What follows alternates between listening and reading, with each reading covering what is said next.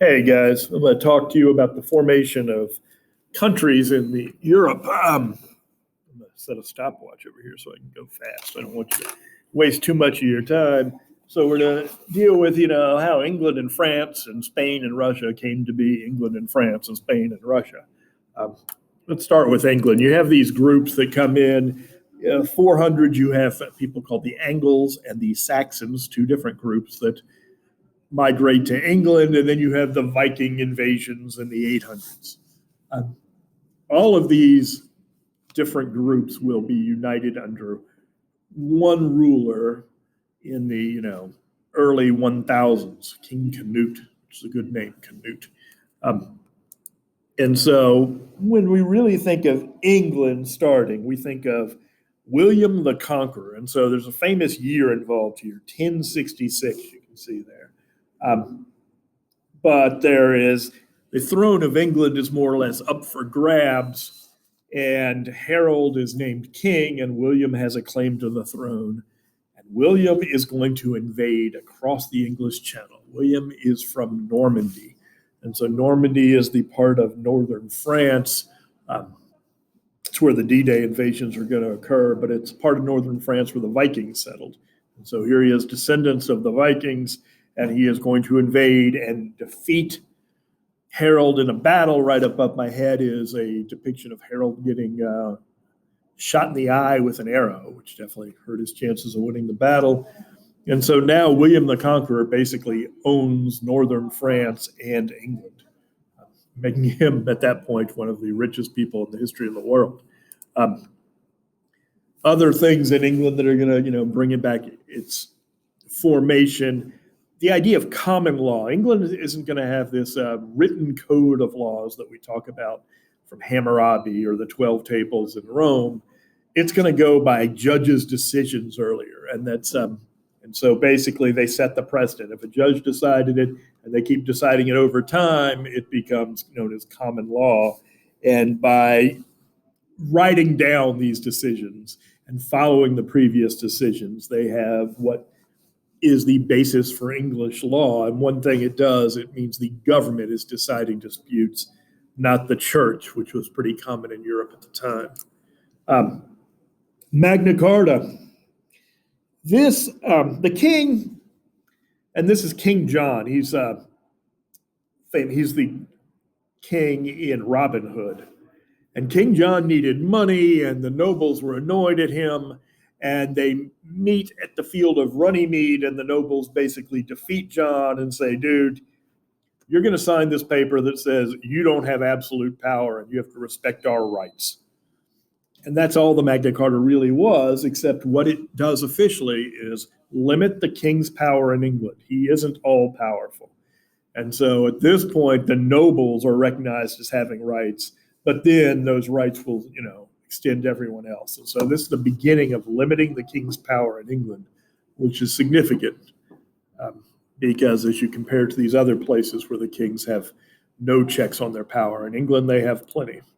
And probably the biggest check is Edward is going to call together a group of people, and this group is going to eventually be called the Model Parliament.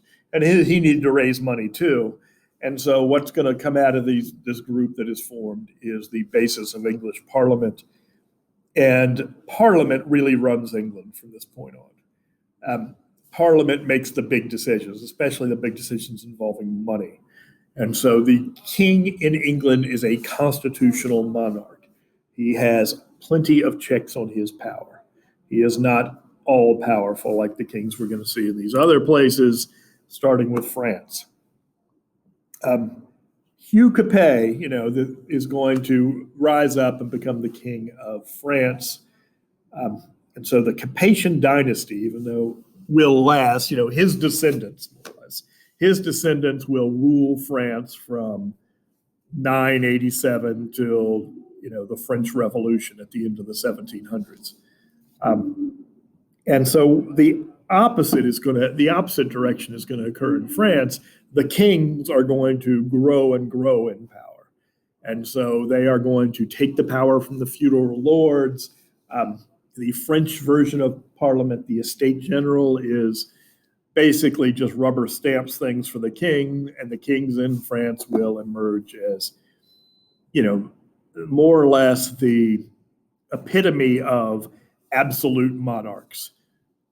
By the time we get near the French Revolution, I mean, the most famous, Louis XIV is the most famous of all absolute monarchs, the Sun King, and everybody knows who he is. That shows you kind of the expansion of royal power in France. The king's power grows over time in France. But what really unites people is having an enemy that everybody can hate. And so what unites the English and French into countries is the 100 Years' War. You're going to have a king in France die with no son. And so the English king is basically going to say, you know what? I'm related to that. I'm going in there. I should be king. And so what's going to occur is a war that takes place for 11 decades plus.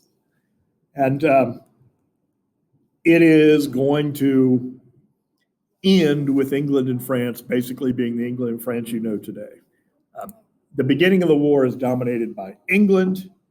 They win battle after battle. They take over most of France at different times.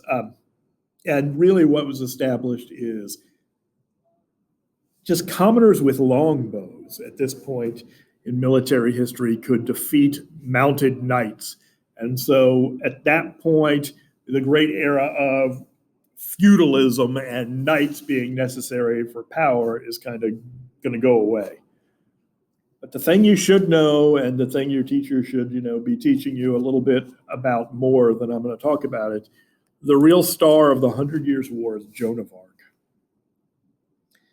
A young girl who hears voices, and it's her, God has sent her to put the French king on the throne.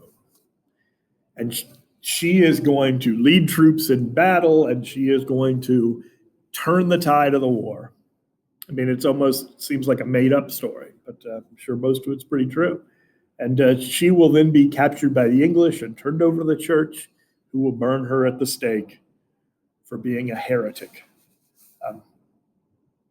Later, she will be, named a saint, Saint Joan of Arc. But she is, crucial to the end of the war, and the French basically defeating the English and kicking them out of, what we now know as France and sending them back to England. And she is, recognizable as kind of the symbol of France. She's a big deal historically.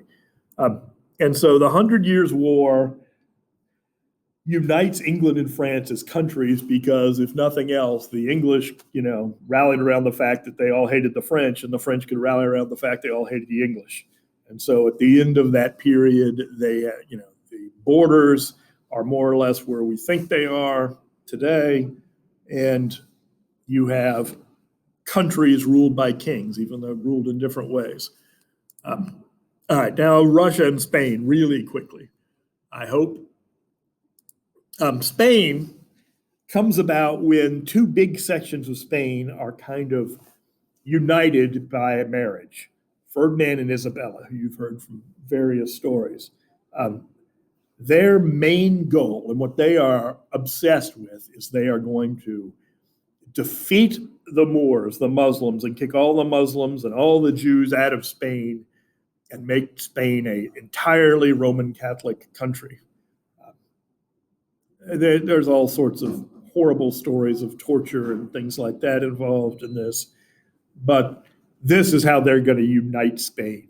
And so in 1492, they are going to defeat the last Moor stronghold in Spain, and Spain, they complete what is called the Reconquista. And Spain is united under their rule. 1492, obviously, is another big year. With that success, they can also pay for Columbus to come to the Americas, and Spain will, at that point, become the dominant power in the world. If you see the map here, the red is places the Spanish controlled during their golden age, and above my head is an example of, this is the great era of the Spanish had so much gold coming in that they fund the greatest artists in the world, and all the great art was being produced in Spain. And so Spain, more or less, united around the Reconquista, and what united them all together is speaking Spanish and religion. Religion plays a key role in uniting people, it seems, and which is going to bring us to the next one, Russia. All right, Russia, like everybody else, was dominated by the Mongols, and then Ivan the Great, from what we now know as Moscow, is going to expel the Mongols and create the country of Russia. He is going to say that Russia is the third Rome, after Rome and then the Byzantine Empire and now Russia. He's actually going to call himself Tsar, which, translates more or less to king, but he gets it straight from the word Caesar. He's the new Caesar. But what unites the people in the region together, at first is hatred of the Mongols. We got rid of them. They're invaders from outside. And then they are all united around the Eastern Orthodox Church. And so Russia that church is going to play a big part in the formation of Russia. And Russia itself is going to be greatly influenced by the Byzantine Empire. There's their architecture, their alphabet, the same religion, so the Russians are more or less a combination of Vikings. The word Rus means Viking, and that settled along the rivers there, and the Byzantine culture, which was centered to their south. And so that's more or less how we get these countries formed in Europe. That's how the four of the bigger ones are put together anyway. And it's all about the same time period. We're looking at like the 1500 period. Hope you guys are doing good. Hope that didn't take too long. Let's see.